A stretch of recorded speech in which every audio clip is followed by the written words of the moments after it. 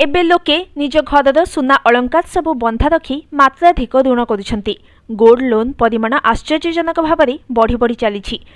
Scanner रखी reserve bank of India. हठात एते मात्रा गोल्ड लोन बढ़ुथिबारु एथिरे किछि जालियाती हेउना तो एमिति चिंता प्रकट करिछि आरबीआई।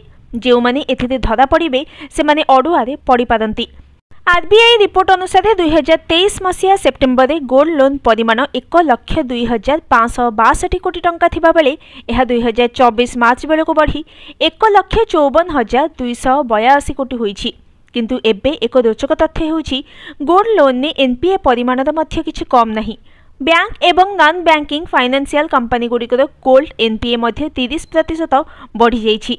जहाँ 5149 कोटी थिला ताहा एबे 6,696 कोटी को बढ़ी बोली आरबीआई कहिछि। तेबे ए समस्त घटना को नहीं आरबीआई चिंता प्रकट करी सुना ऋण कारोबार को नजर रखिबा पई नोटिस जारी करिछि। जो बैंक एवं अण बैंकिंग आर्थिक अनुष्ठान गुड़िक सुना ऋण देउछंती सेमाने ऋण क्रेतांक ठारू सुनार उच्च बाबद खबर रखिबा पई पदक्षेप सूचाई दैछंती। गोटे पटे सुना दर हु हु होई बढ़ुवा बेले आउ गोटे पटे सुना ऋण मध्य बढ़ुछि।